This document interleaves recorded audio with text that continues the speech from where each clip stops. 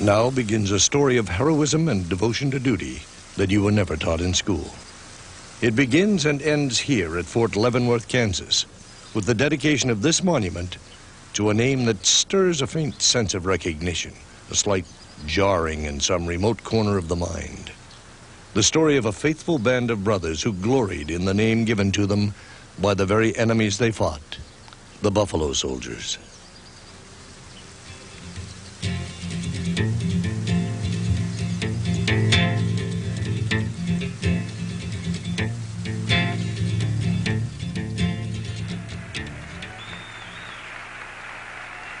Thousands from across the country make the pilgrimage to Kansas to hear an address by the man whose dream sparked this dedication more than 10 years ago. General Colin Powell, Chairman of the Joint Chiefs of Staff. America's highest-ranking officer, here to honor a group of men that no one knows. Nameless, faceless ghosts from the mists of frontier history. Until now. During the Civil War, they were called the U.S. Colored Troops. Nearly 180,000 fought for the Union. 33,000 died. Thousands more fought for the South. But now the war was over. Many drifted west to become farmers, cowboys, settlers. In 1866, the new Standing Army announced some startling additions. 2 regiments of cavalry, 2 of infantry, all black troops with white officers. For most of those guys, it was a dream come true. No more cotton fields, no more factories. 13 hard cash dollars every month. Regular meals, a uniform. A chance to be somebody. Pushed into a dark corner of our past, exactly 100 years went by before this story was told. In 1967, Dr. William Leckie wrote the first and still the definitive history of the 9th and 10th Cavalry, the Buffalo Soldiers. One thing that I don't believe many people realize, that we only had 10 regiments of cavalry. 2 of those regiments were black. That's 20%. That's 1 cavalryman in 5 is black. They spent from 1867 to 1891 in efforts to bring peace and order on a frontier that stretched from the Canadian border to the Mexican border, from the Rocky Mountains to the Prairie Plain. And they were the principal line of defense in a huge, huge, huge area. The tragedy is they never got any credit for it. As the glamour outfits, the cavalry took the forefront. 2 of the Army's best officers were assigned to command. Colonel Edward Hatch, the 9th Cavalry, and Colonel Benjamin Grierson took the job of organizing the 10th Regiment. The problems were many. Untrained, mostly illiterate ex-slaves, and no officers to train them. Assignment to a black unit was not perceived as a career-enhancing move. The troopers knew it too. Here's an ad in the Army-Navy Journal. A first lieutenant of infantry stationed at a very desirable post desires a transfer with an officer of the same grade, on equal terms if in a white regiment. But if in a colored regiment, a reasonable bonus would be expected. Even General Custer said no thanks. I don't want to serve with no brunettes. That's what he called us, brunettes. We've been called worse. But the Great Plains were under siege. Comanches, Kiowa, Cheyenne, Sioux, and Arapaho warriors struck all across Kansas and Indian Territory. In the summer of 1867, Colonel Grierson and his raw recruits of the 10th Cavalry rode into battle. Their job? To protect workers building the Kansas Pacific Railroad. The first public mention of these new troops in combat came in the September 7, 1867 issue of Harper's Weekly, dateline Fort Harker, Kansas. Quote, A few months since, you could not have convinced a ranchman that there was any fight in the colored troops. It is different now. I've not met a single frontiersman who has seen the dusky patriots go for the Indians, but be loud in their praise. Why, quoth one of them the other day, "Plague my cats if they don't like it." After this first successful fight, the sergeant in charge turned in this report. Me and the boys, we done all bully except Corporal Johnson. He flanked. And the way he flanked was to stay back till we had run the Indians about 2 miles. Then he come hollering, "Get at 'em, get at 'em." Now, me and the boys don't think nobody that flanked like that ought to have no corporal stripes. The tradition of pride in the regiment and themselves had taken root. The troopers also took great pride in their new nickname. For its origin, we return to Dr. Leckie. The Cheyennes saw a resemblance between the hair of that black trooper and the buffalo. It was meant as a compliment. That black trooper understood it. He not only liked it, he was proud of it. I interviewed some old Kiowa and Comanche Indians at Anadarko, Oklahoma. And I asked several of them about the origin of the term buffalo, so they confirmed what I just told you. And said, but boy, they were fighters. In later years, the cavalrymen adopted the animal as part of their regimental insignia. They were officially buffalo soldiers. The area on which this magnificent monument stands was not a random choice. Much deeper significance was involved in the final selection. This is sculptor Eddie Dixon. The original site was parade ground. I spoke with an elderly woman that lived in the Fort Leavenworth area that she was a reservoir of history. The area that she thought the soldiers should be placed was in an area near the river. In the earlier part of the history of Fort Leavenworth, this area was very swamp-like. It was a bog area. And the black soldiers weren't allowed to live up on the higher grounds or in the barracks in which they built for the white soldiers. And she stated that many soldiers died down there, many soldiers became very ill. And I selected that site because I thought the key word to everything that she had given me, I thought the key to it was the souls of those men are still there. So what would be a better site to place this sculpture than where the souls were still restless, moving around? So now I think they will be at ease and at rest. While Grierson and the 10th handled the plains, Colonel Hatch and the 9th Cavalry were ordered to Texas. Indians, Comancheros, rustlers, and Mexican bandits were their foes. Sun, sand, and scorpions, their daily companions. And like the 10th, the 9th Cavalrymen had one more enemy: prejudice, by the very people they were risking their lives to defend.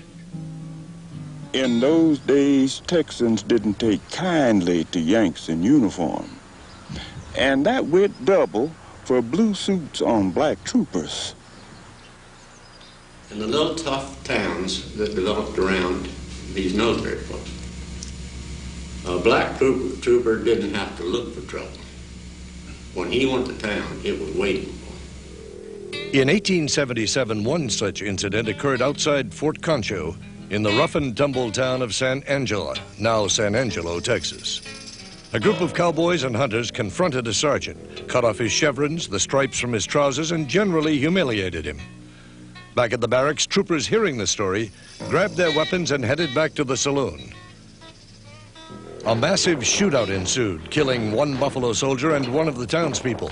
There were reprisals, but the cavalry troopers had made their point. That scene would be repeated many times in the frontier world of the troopers. An ironic footnote. In Indian Territory, the 9th Cavalry was there to protect the 5 so-called civilized tribes against invasions by less domestic Indians.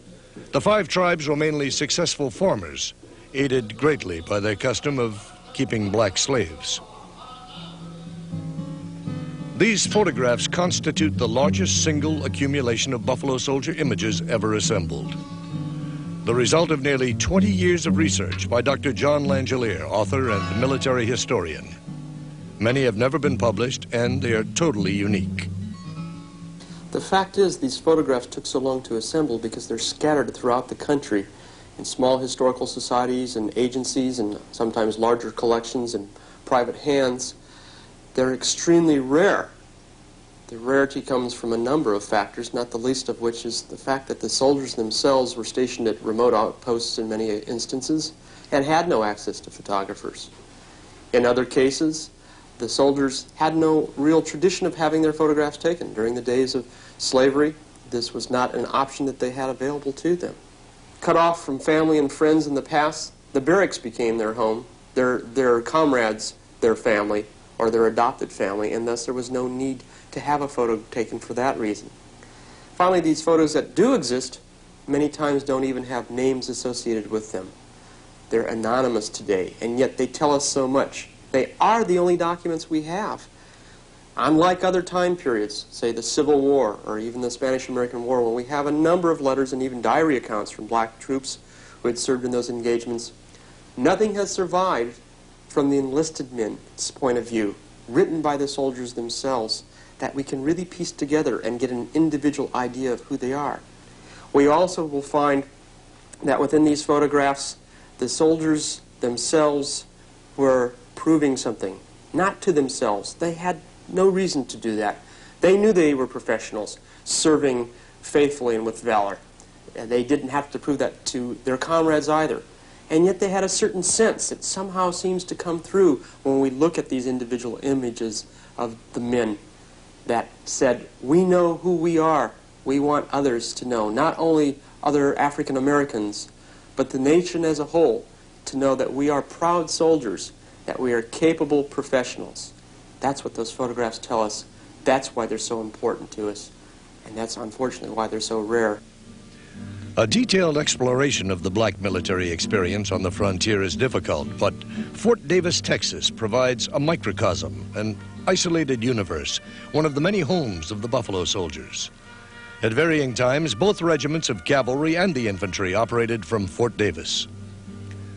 And while the cavalry spent most of its time in pursuit of marauding Apaches, Comanches, Comancheros, and bandits, to the infantry fell the less glamorous jobs: staffing the garrison, maintaining roads, guarding the stagecoach line, erecting the telegraph systems.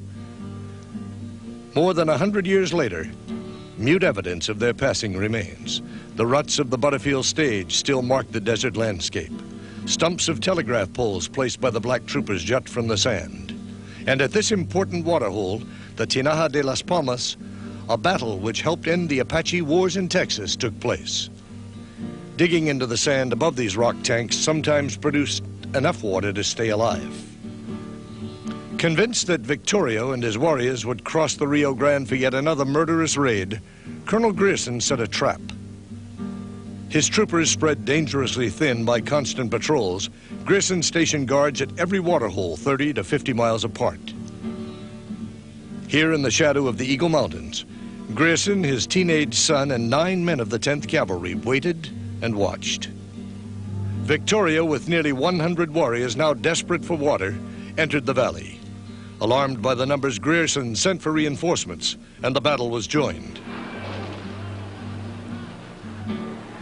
The stone barricades erected by the troopers still stand exactly as they were in 1882.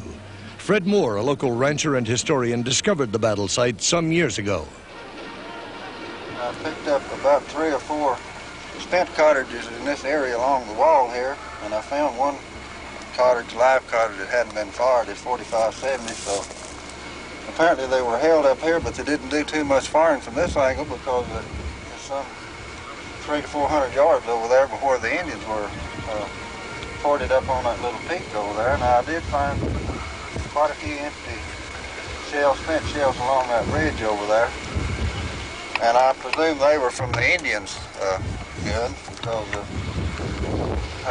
according to Grierson's report, was when the Indians spied Grierson and his troops up here on the hill while they turned south to try to miss the troops and go south of the stage line, and that's when the troopers took after them over there, and the Indians forded up on that ridge over there, so that accounts for the spent shells over there, I'm sure. And as I said, that's the only ones that I found here, and then on the point up there where Grierson actually was on top, I didn't find anything up there in the way of ammunition or shells or anything, so apparently they didn't fire from up there on account of the distance. After several hours, Victoria retreated north to Rattlesnake Springs, where another buffalo contingent lay in wait. The Apaches were forced back into Mexico, where the war chief was killed in a battle with the Federales. The Apache threat to southwest Texas was over. The United States Military Academy, West Point, New York. The grim expressions on the faces of these cadets are the kind that greeted new cadet Henry O. Flipper when he arrived. Flipper, the first black American ever to graduate from the U.S. Military Academy at West Point, was a symbol to the entire black population. He was from Atlanta, and his folks was ex-slaves. When Flipper graduated from West Point in 1877, he was our Jackie Robinson, Joe Louis, and Ralph Bunche all rolled into one. He took the silent treatment at school for 4 years and made it. He proved that we could do it, but we was just like everybody else. It lasted 5 years. At Fort Davis, Flipper was accused of embezzling regimental funds. Contemporary reports suggest that his biggest crime was going riding with a white lady from the nearby town. Unlike accused white officers who were always confined to their quarters, Flipper was locked up in this guardhouse. The court-martial took place here in the Post Chapel. These are the ruins of the Post Chapel today. This is how it appeared during the court-martial. The verdict was guilty of conduct unbecoming an officer, and Flipper was given a dishonorable discharge, an excessive sentence which for white officers usually brought a brief suspension and loss of pay. Flipper would devote the rest of his life in attempting to overturn the court. Then, just a few years later, another man made it to West Point. John Hanks Alexander of Arkansas, whose parents had also been slaves, graduated in the class of 1887. Duty with the 9th Cavalry. Then, while assigned to Wilberforce University, he died of heart disease. In all, only 3 black Americans in the 19th century graduated from West Point. Charles Young, whose family had moved north from Kentucky after the Civil War, was an outstanding student. He graduated in the class of 1889. When he was still with the 9th, Lieutenant Young volunteered to tutor an ambitious sergeant who wanted to earn a commission. He got that commission and then some. That sergeant was Benjamin O. Davis, Sr. In 1940, he was the first black soldier ever to wear the Star of a General. And that family's tradition continued. In 1936, Benjamin O. Davis, Jr. became the first black graduate of West Point in more than 50 years, following the very man who had tutored his father. Davis, Jr., one of World War II's famous Tuskegee Airmen, retired from the U.S. Air Force in 1970, a lieutenant general. Unique to the Buffalo Soldier regiments was the appointment of a regimental chaplain. In addition to their spiritual duties, the education of the troops, many of whom were illiterate, was a primary function. In 1884, Henry V. Plummer became the first black chaplain in the regular army. His assignment, Fort Riley, Kansas, the 9th Cavalry. Within a few years, he had established himself as a role model to the troopers. But, like Lieutenant Flipper before him, he fell victim to prejudice. He was court-martialed and dismissed from the Army. One of the charges? Fraternizing with enlisted men. In 1886, Allen Allensworth, a Civil War veteran who as a slave had taught himself the forbidden arts of reading and writing, became the second black chaplain. He would spend the next 2 decades with the black troopers as one of the Army's most innovative and devoted educators. At Fort Bayard, New Mexico, Allensworth wrote a manual which was to set the standard course of studies for the common soldier throughout the Army. His success led to the appointment of 3 more black chaplains, William T. Anderson, Theophilus G. Stewart, and George W. Perlow. Allensworth retired in 1906 as a lieutenant colonel, the highest-ranking black officer of his day. Formal education was important, but fighting was the primary duty of the Buffalo Soldiers. Dr. Monroe Billington, author of New Mexico's Buffalo Soldiers.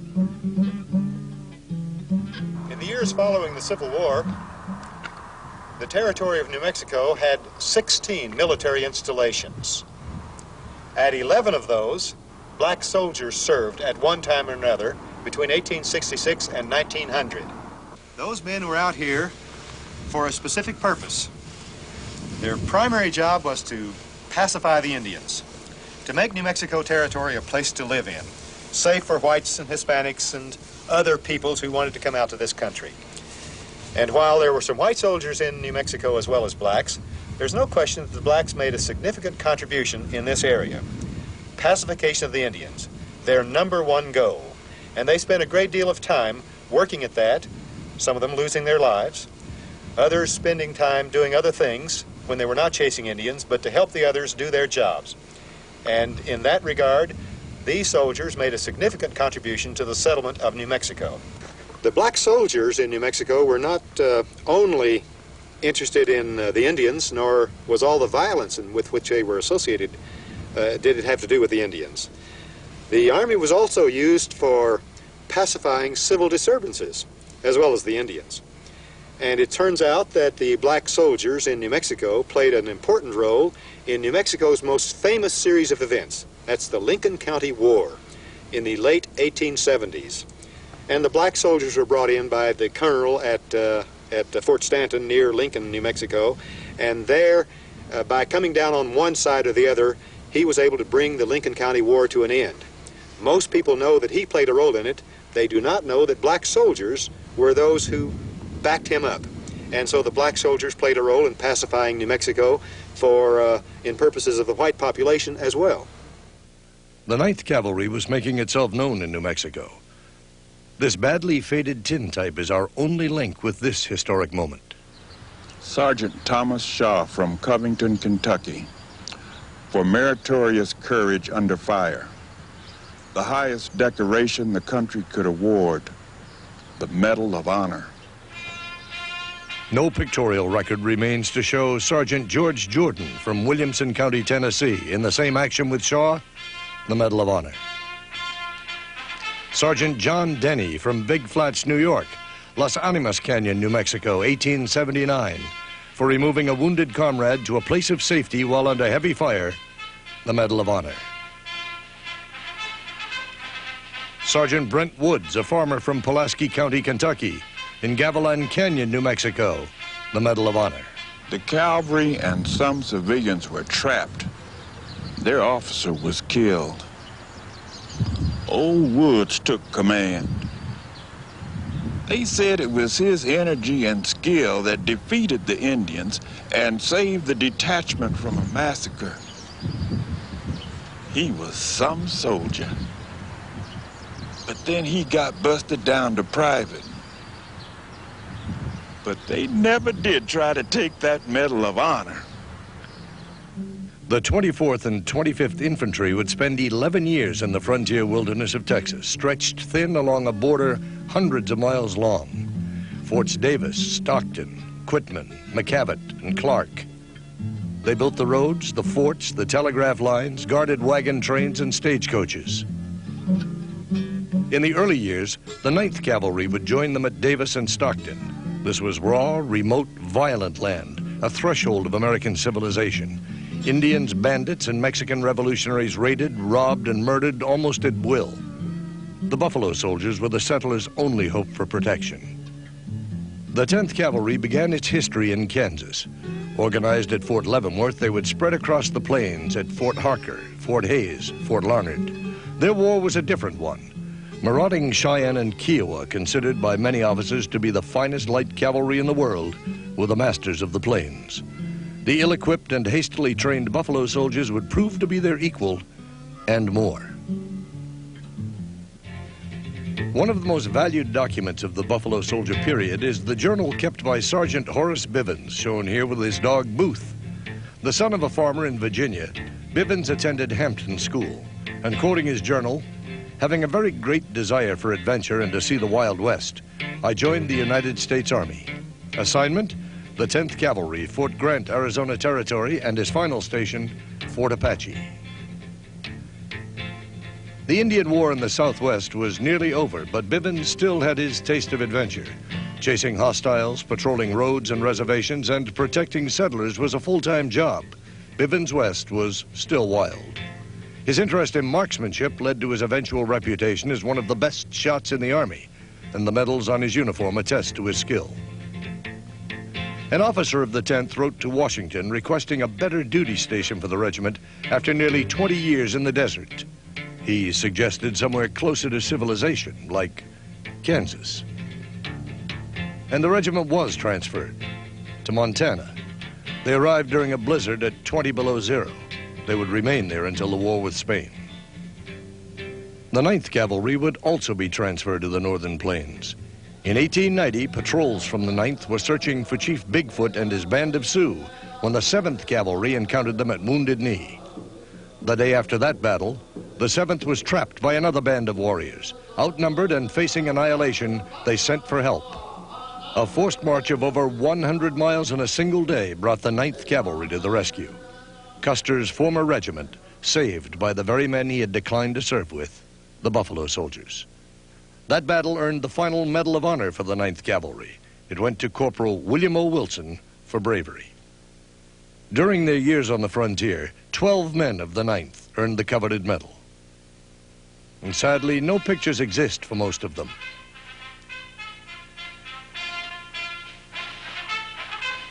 Sergeant Emmanuel Stantz, Corporal Clinton Greaves, Sergeant Thomas Boyne, Sergeant John Denny, Sergeant George Jordan, Sergeant Henry Johnson, Sergeant Thomas Shaw, First Sergeant Moses Williams, Sergeant Brent Woods, Sergeant William McBriar, Corporal William O. Wilson, Private Augustus Wally.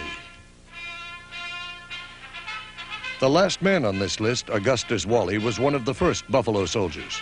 He retired after 30 years of combat service. At the start of World War I, when the romance of the frontier had faded, this Indian fighter and winner of the Medal of Honor was recalled into the Army and promoted to First Sergeant of a sanitation battalion in Louisiana. In 1889, 2 members of the 24th Infantry would join the Medal of Honor list. While escorting the paymaster in eastern Arizona, Sergeant Benjamin Brown and Corporal Isaiah May, wounded and outnumbered by bandits, responded in the highest traditions of the service, the Medal of Honor. The battleship Maine anchored in the harbor at Havana, Cuba, to protect American interests during Cuba's rebellion against Spanish rule. On February 15, 1898, a massive explosion rocked the ship, and it went to the bottom with 266 members of its crew. Hastily blaming the incident on Spain, America declares war. For the first time, all 4 black regular Army units will be together.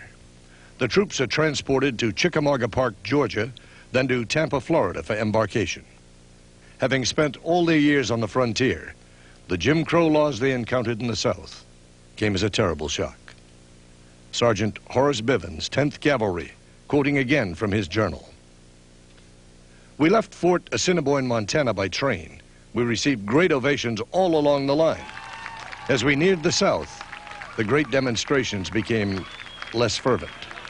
Some station waiting rooms read, 'White waiting room only.' It was a revelation to us." Lieutenant John J. Pershing, 10th Cavalry, was witness to the ugly incidents, the beatings, shootings, and near riots, the wilderness warriors' reintroduction to civilized society. Jim Crow took full force in 1890. It was so bad that I would say black people suffered more during the 90s and in the first 10 or 15 years of the 20th century than at least they had suffered after the Civil War or just prior to the Civil War. It was a bad time. The National Association for the Advancement of Colored People was founded in 1910. That's not a coincidence. Their training was brief and available transport was in short supply. The horses must be left behind. The cavalry would fight on foot in Cuba. The ports of Siboney and Daiquiri are chosen for troop landings. Their target, the city of Santiago. This film was taken by Thomas Edison's company as they landed.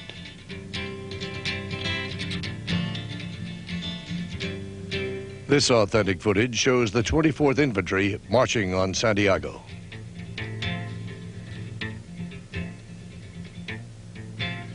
It was called the Splendid Little War, perhaps only by Theodore Roosevelt and his first volunteer cavalry, his Rough Riders.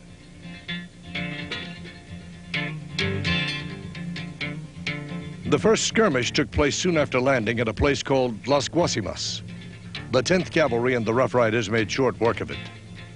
The next objective, the town of El Caney, 3 miles from Santiago. Pinned down by heavy fire, the 71st New York refuses to advance. Behind them, units of the 24th and 25th Infantry, Buffalo soldiers, and Eager surge past the 71st. The town falls in a fierce battle. By now, units are mixed and intermingled. Santiago is surrounded by a long, high ridge. The highest points on the ridge, some 150 feet high and ringed with blockhouses and barbed wire, are called Kettle Hill and San Juan Hill.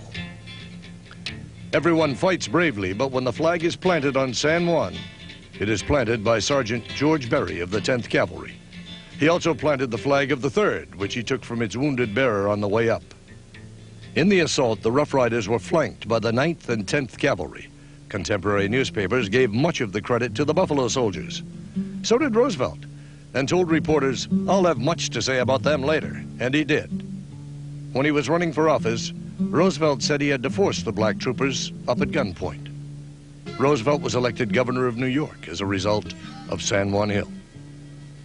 6 members of the 10th Cavalry were elected to join the ranks of winners of the Medal of Honor. Private Dennis Bell, Private Fitz Lee, Private William H. Hopkins, Private George H. Wanton, Sergeant Major Edward L. Baker, Private Charles Cantrell. During the fighting, an epidemic of yellow fever ravaged the troops. Hospital volunteers were called for. To a man, the 24th Infantry volunteered, and many of them fell sick and died along with the men they were treating. A famous sketch of the time shows Sergeant Bivens' dog Booth mourning over the dead body of a friend.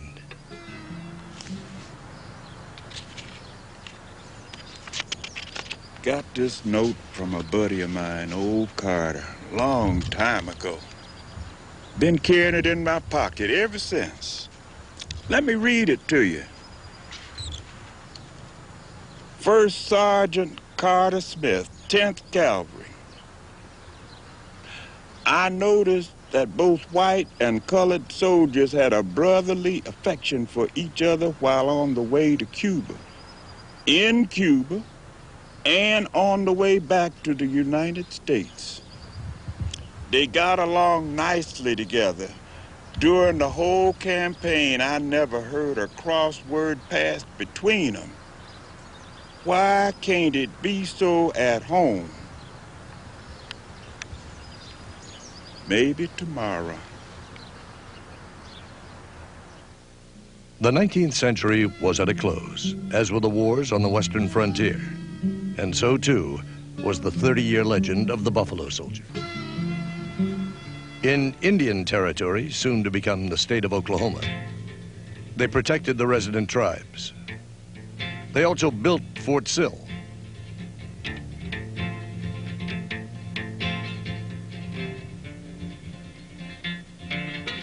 These photographs show Colonel Grierson and his troopers surveying Medicine Bluff outside the fort.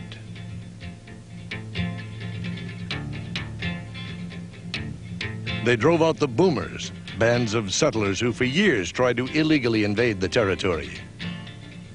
In the desert heat of the Southwest, they fought their way along the trails that are now major highways and made those states safe for settlement. In later years, as the fighting gradually subsided, there was time for recreation. Hunting was useful both as a sport and as a way to improve the regimental diet. Intercompany sports, such as this tug of war, were popular. And since Abner Doubleday was briefly commanding officer of the 10th Cavalry, perhaps that explains the troop interest in the sport of baseball. Football was also gaining great acceptance. And although not strictly a sport, as shown here in 1896 at Yellowstone Park, the troopers experimented with bicycles as a possible means of troop transport. In civilian life, Colonel Grierson was once a music teacher.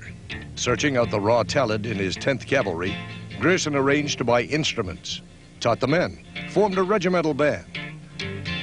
Both the officers and men contributed to the funding of the band. Not only a morale booster for the men, concert appearances and holiday parades in towns outside the forts helped the troops gain popularity with the civilians.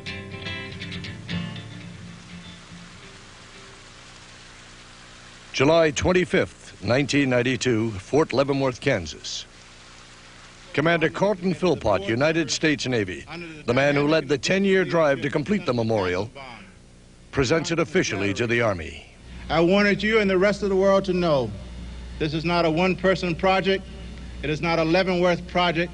It is a national project that we're turning over to you, the Army, to maintain and upkeep with tender, loving care, sir.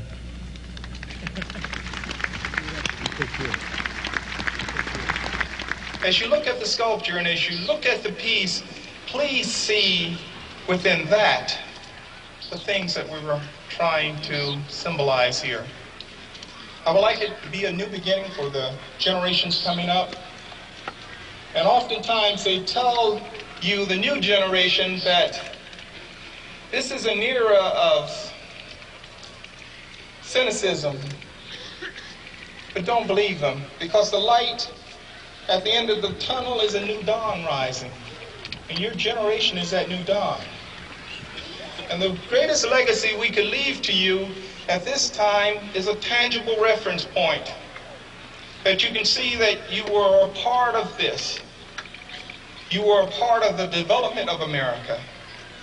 And no one race or group did this, but we all did it together.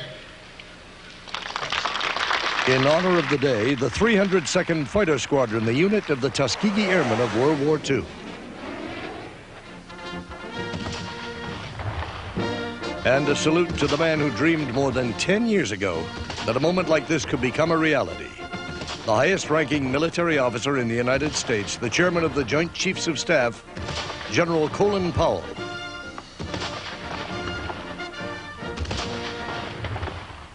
The general reads from Grierson's farewell letter to his troops. The officers and enlisted men have cheerfully endured many hardships and privations, and in the midst of great dangers, steadfastly maintained a most gallant and zealous devotion to duty. And they may well be proud of the record made, and rest assured that the hard work undergone in the accomplishment of such important and valuable service to their country cannot fail, sooner or later, to meet with due recognition and reward. Benjamin H. Grierson, Colonel, 10th United States Cavalry. And now, 104 years later, on July 25th, 1992, his dream of recognition and reward has finally come true. And so has my dream. Beginning with the Buffalo Soldiers in 1866, African Americans would henceforth always be in uniform, challenging the conscience of a nation, posing the question of how could they be allowed to defend the cause of freedom, to defend the nation, if they themselves were to be denied the benefits of being Americans. The great liberator Frederick Douglass made the same point. Douglass said, "Once let the black man get upon his person the brass letters U.S. Let him get an eagle on his button and a musket on his shoulder and bullets in his pocket, and there is no power on earth which can deny that he has earned the right to citizenship in the United States of America." So look at this statue. Look at him.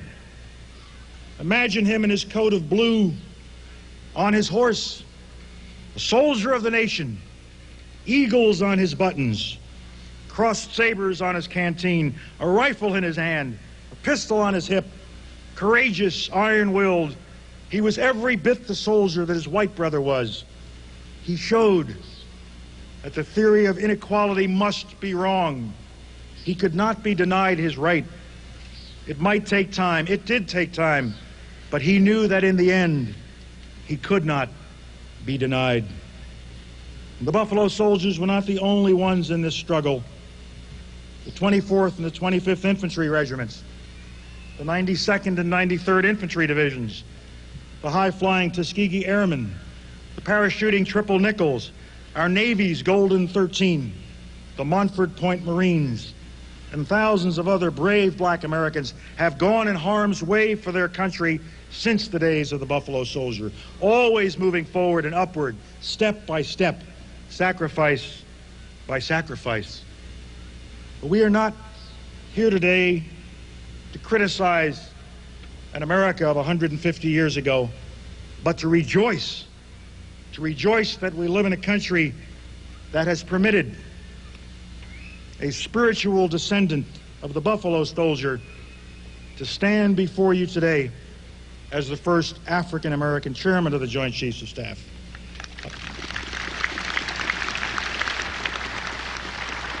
I am deeply mindful of the debt I owed to those who went before me.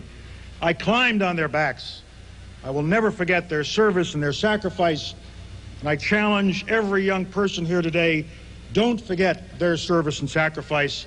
Don't forget our service and sacrifice, and climb on our backs to be eagles. So the powerful purpose of this monument must be to motivate us to keep struggling until all Americans have an equal seat at our national table, until all Americans enjoy every opportunity to excel, every chance to achieve their dream, limited only by their imagination and their own ability. We will leave this beautiful monument site today knowing that caring Americans made a modest dream come true. But let us also leave, my friends, determined that the most important dream in the world, the American dream of progress and full equality, has gained today with this monument a new vision, a new strength, and a new tomorrow.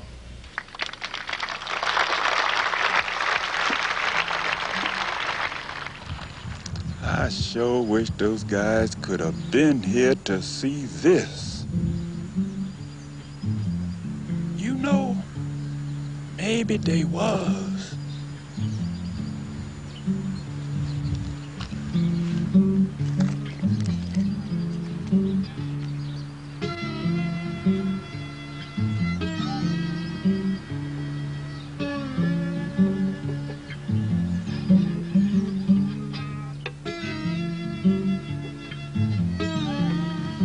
And so 126 years after the birth of the Buffalo Soldier legend, an old debt is finally paid. A magnificent but simple memorial to a band of warriors who kept the faith and whose contribution helped us to inherit a country.